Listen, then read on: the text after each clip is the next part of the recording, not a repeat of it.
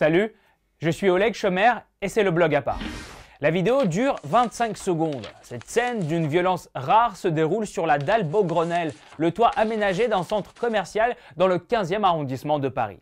10 silhouettes portant des capuches et des masques, groupées autour d'un jeune homme plaqué au sol, le roue de coups de poing et de pied. L'une d'elles brandit un objet en métal ou en bois et frappe le garçon à 4 reprises au corps et à la tête. Puis la bande s'enfuit. Yuri, 15 ans, ne bouge plus. Victime d'un traumatisme crânien et de plusieurs fractures, il sera emmené dans un état critique à l'hôpital Necker. Il est placé dans un coma artificiel. Yuri est scolarisé en 3e au collège Guillaume Apollinaire dans le 15e arrondissement de Paris. Il est fan de football et joue en dehors des cours à l'Athletic Club de Boulogne-Billancourt. Inconnu des services de police, il est décrit comme un garçon sans histoire, un élève assidu et impliqué. Un acte sans précédent d'une sauvagerie rare dans Paris, déplore le maire de l'arrondissement, Philippe Goujon. Si rare que ça, c'est une question qu'on a voulu poser à Caroline Galacteros, géopolitologue et présidente du think tank Géopragma.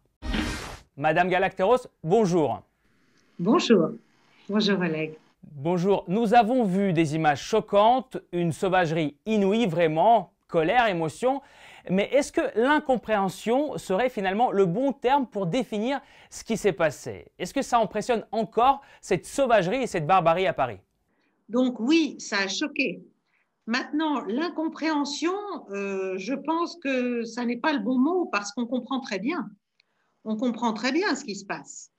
Simplement, on ne veut pas le voir, on ne veut plus le voir et on ne veut même pas que le peuple vraiment français le voie, puisqu'il y a eu bien sûr une enquête faite, mais il y a eu aussi une enquête donc sur les faits, mais il y a eu aussi une enquête qui a été lancée contre la police elle-même pour savoir, à l'intérieur de la police, comment les images de cette agression avaient pu être diffusées et par qui. Ce qui est quand même assez extraordinaire, si vous voulez. Quand on voit ce qui s'est passé, je ne pense pas que le problème soit de savoir pourquoi les images ont été diffusées. Est-ce que vous pensez qu'il faut aujourd'hui choquer les Parisiens pour que les choses changent, choquer en diffusant ce genre d'images?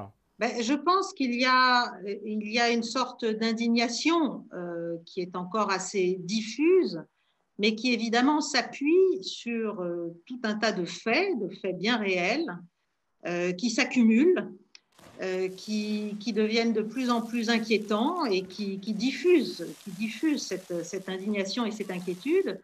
Alors, est-ce que c'est ça qui va faire changer les choses? Je n'en sais rien. Je pense qu'on a des problèmes plus larges. On a un problème de crise de l'autorité, on a un problème de laxisme judiciaire, on a un problème d'impunité croissante et aussi, je dirais, quand je dis crise de l'autorité, c'est-à-dire l'autorité n'est plus une vertu. Donc, on a mis sur le même plan tout le monde, si j'ose dire, les flics et les voyous, sans paraphraser un vieux film, mais ce n'est pas ou voyous. Là, on est en train de dire que c'est la même chose. Donc, on a eu un grand débat, vous en avez sans doute entendu parler, sur les violences policières. Et bien sûr, il y a des policiers violents, des policiers véreux, des policiers qui doivent quitter la police impérativement, bien sûr. Mais il y a un problème si vous voulez, de verticalité en fait de l'autorité et de responsabilité politique vis-à-vis de l'insécurité qui, elle, monte clairement dans le pays.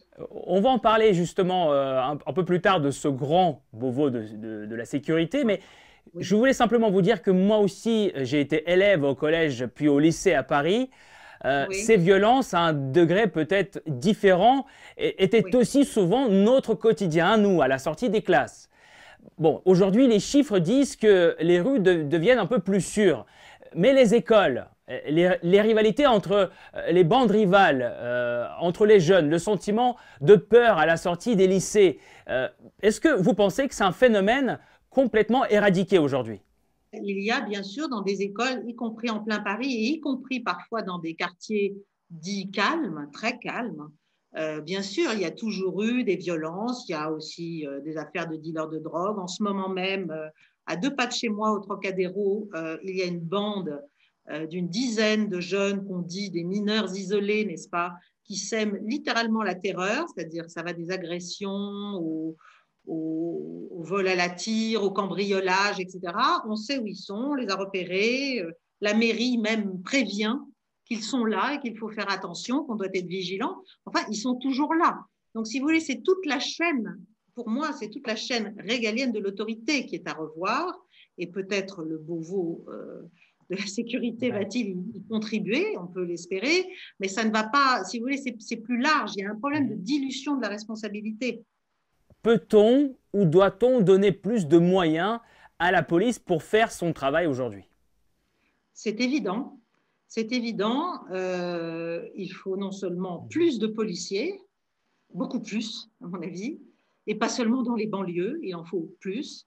Il faut surtout, il y a un enjeu, je pense, de formation très, très important qui permettrait aussi de régler de manière sensible la question dite des violences policières. Mais il y a un problème d'équipement, enfin, il y a des problèmes budgétaires, il y a des problèmes d'affectation et surtout de décision de mettre une priorité gouvernementale là-dessus. Mais ça va bien au-delà du Beauvau de la sécurité, si vous voulez. C'est d'une certaine façon, il faut rétablir le périmètre du régalien dans ce pays, dans un certain nombre de domaines. Et la sécurité est un de ces domaines vraiment, évidemment, le plus directement perceptible par les citoyens et donc le plus important. La ville de Paris aujourd'hui, avec les forces de l'ordre, veut mettre en place une stratégie anti-RICS. Les points essentiels, alors c'est une coopération d'abord avec les communes limitrophes et une augmentation du nombre de médiateurs. Alors, qui sont ces médiateurs et êtes-vous d'accord avec une telle stratégie? C'est sans doute probablement utile si un certain nombre de gens et d'experts consultés sérieux le préconisent, pourquoi pas, mais c'est évidemment pas suffisant.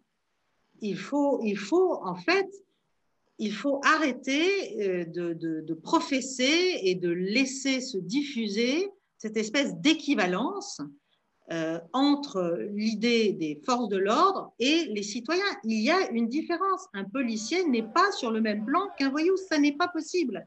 Donc, et je pense que l'un des gros problèmes des violences policières aussi, c'est qu'il y a un problème de considération. Les policiers, ils ont besoin d'être considérés et de sentir qu'ils sont, comment dirais-je, qu'ils sont en charge d'une fonction très importante de maintien de l'ordre et de rétablissement quand il le faut, et qu'on n'est pas toujours en train de leur chercher des noises et de faire l'inverse, si vous voulez, de ce qu'on devrait faire, c'est-à-dire d'abord mettre hors d'état de nuire un certain nombre de jeunes ou de moins jeunes, d'ailleurs, de toute nature, qui font régner une espèce d'ambiance assez lourde dans ce pays. Justement, le Beauvau, ce fameux Beauvau de la sécurité qui vient de commencer, qu'attendez-vous de ce rendez-vous? Pensez-vous que la confiance entre la police, les forces de l'ordre, le gouvernement et les Français pourrait être rétablie? Je pense, oui, c'est une question de confiance et de respect, mais je crois assez peu aux grands rassemblements divers, n'est-ce pas? Quand je vois la composition des commissions de ce Beauvau avec des acteurs, des chefs d'entreprise, le PDG de Facebook France, le PDG de Dassault Systèmes, le Omar Sy, des sélectionneurs de handball, bon. Il y a un moment où c'est bien, mais ça, en fait, ça, c'est de la défausse politique. C'est-à-dire, c'est la nouvelle manière de faire de la politique dans ce pays. On ne décide plus. On est là pour recueillir, n'est-ce pas, le sentiment ou le ressenti de la société civile, et on mélange tout ça et on sort quelques mesures en espérant que ça va régler le problème, et surtout, on se défausse de sa propre responsabilité. Il y a une dilution de la responsabilité, si vous voulez. On est dans une société complètement horizontale, qui se veut complètement égalitariste, où tout le monde a son mot à dire sur tout, à tout moment. Et sur les questions de sécurité, évidemment, on fait le jeu de ceux qui jouent l'insécurité et qui se croient tout permis. Il y a une impunité extraordinaire. Il faut se mettre aussi à la place des policiers qui passent leur vie à essayer d'arrêter des gens qui sont relâchés dans la semaine Voilà, il y a toute cette ambiance qui doit être traitée, mais il va falloir le faire d'une manière très, très professionnelle et avec quand même cette idée qu'il y a des gens qui sont chargés de la sécurité, d'autres qui essaient de semer la zizanie et que ce ne sont pas tout à fait les mêmes. On garde l'espoir, en tout cas, Madame Galacteros. Oui. Merci beaucoup d'avoir répondu aujourd'hui à nos questions pour le blog à part. Merci à vous. Je vous en prie, au revoir. Merci, au revoir. Merci beaucoup. Au revoir.